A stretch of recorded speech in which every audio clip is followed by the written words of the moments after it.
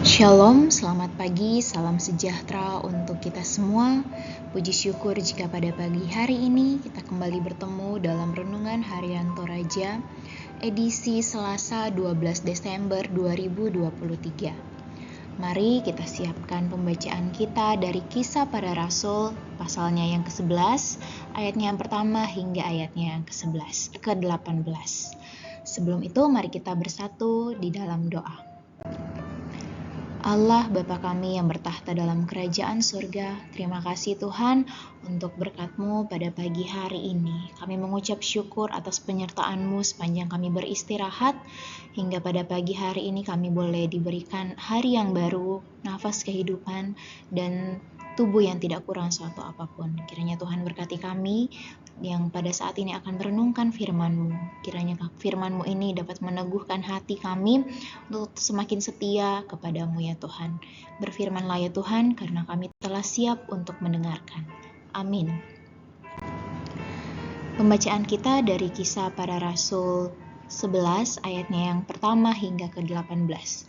Firman Tuhan berbunyi, Rasul-rasul dan saudara-saudara seiman di Yudea mendengar bahwa bangsa-bangsa lain juga menerima firman Allah. Ketika Petrus tiba di Yerusalem, orang-orang dari golongan yang bersunat berselisih pendapat dengan dia. Kata mereka, "Engkau telah masuk ke rumah orang-orang yang tidak bersunat dan makan bersama-sama dengan mereka." Tetapi Petrus menjelaskan segala sesuatu satu persatu, katanya, "Aku sedang berdoa di kota Yope. Tiba-tiba rohku diliputi kuasa ilahi dan aku melihat suatu penglihatan, sesuatu seperti kain lebar yang bergantung pada keempat sudutnya diturunkan dari langit sampai di depanku. Aku menatapnya dan di dalamnya aku lihat segala jenis binatang, berkaki empat dan binatang liar dan binatang melata dan burung-burung.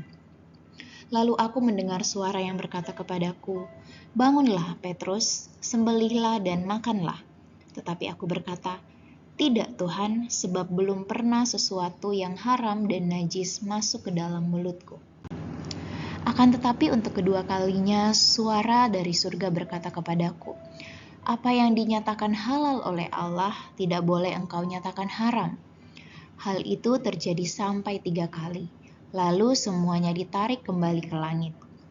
Seketika itu juga 3 orang yang berdiri di depan rumah di mana kami menumpang, mereka diutus dari Kaisarea kepadaku. Lalu kata Roh kepadaku, pergilah bersama mereka tanpa membeda-bedakan.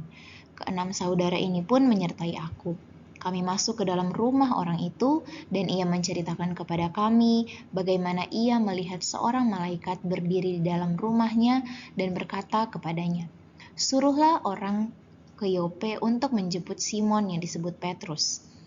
Ia akan menyampaikan sesuatu berita kepada kamu yang olehnya kamu dan seisi rumahmu akan diselamatkan.' Ketika aku mulai berbicara, turunlah Roh Kudus ke atas mereka, sama seperti ke atas kita dahulu. Lalu teringatlah aku akan perkataan Tuhan, Yohanes membaptis dengan air, tetapi kamu akan dibaptis dengan Roh Kudus. Jadi jika Allah memberikan karunia yang sama kepada mereka seperti kepada kita pada waktu kita percaya kepada Tuhan Yesus Kristus, bagaimana mungkin aku mencegah dia?" Katanya, ketika mendengar hal itu, mereka menjadi tenang lalu memuliakan Allah. Katanya, ketika mereka mendengar hal itu, mereka menjadi tenang lalu memuliakan Allah, katanya. Jadi kepada bangsa-bangsa lain juga Allah mengaruniakan pertobatan yang memimpin kepada hidup. Amin, firman Tuhan. Judul renungan kita pada pagi hari ini adalah bukan soal makanan. Tangnya Belanakande. Jauh sebelum larangan dunia kedokteran ihwal, makan dijadikan referensi oleh masyarakat mengenai kesehatan. Dunia Alkitab banyak berbicara mengenai makanan yang haram dan yang halal. Perjanjian Lama banyak berujar mengenai larangan terhadap hewan yang tidak boleh disantap. Beberapa tradisi gereja pun turut melestarikan aturan-aturan mengenai makanan tersebut. Pembacaan kita pada hari ini menyinggung hal tersebut di atas. Kisahnya dimulai ketika Petrus menuai protes dari orang-orang Yahudi yang merasa diri sebagai orang-orang bersunat. Sebab Petrus bergaul bahkan masuk ke rumah orang-orang non-Yahudi dan makan bersama mereka. Hal itu dianggap sebagai pelanggaran terhadap Taurat.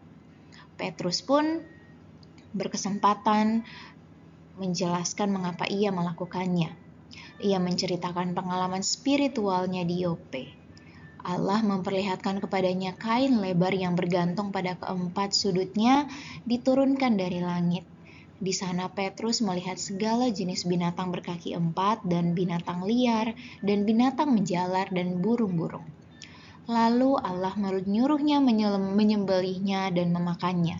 Tentu saja Petrus menolak dengan alasan bahwa jenis binatang itu pantang atau haram untuk dimakan.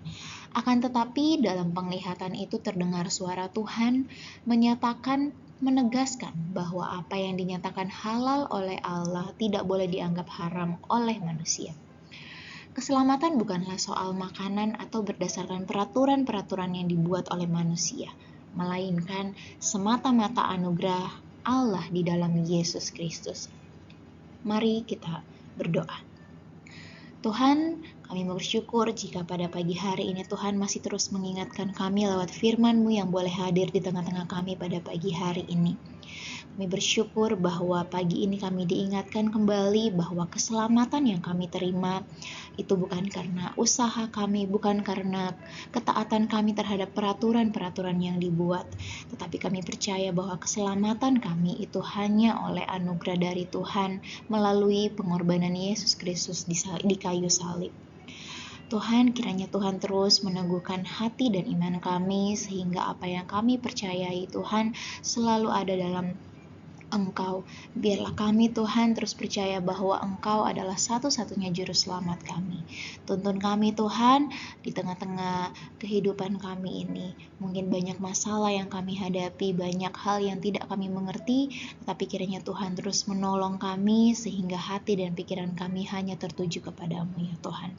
Berkati kami di dalam keseharian kami, biarlah kami selalu memikirkan perkara-perkara yang ada di atas, bukan hanya sekedar perkara-perkara yang ada di dunia ini ya Tuhan. Berkati kegiatan kami pada pagi hari ini, bahkan seterusnya, semuanya kami mau serahkan ke dalam tangan pengasihan-Mu. Terima kasih Tuhan, ini doa kami, di dalam nama Tuhan Yesus kami berdoa dan mengucap syukur. Haleluya, amin. Demikian renungan kita pada pagi hari ini. Selamat beraktivitas, Tuhan Yesus memberkati. Shalom.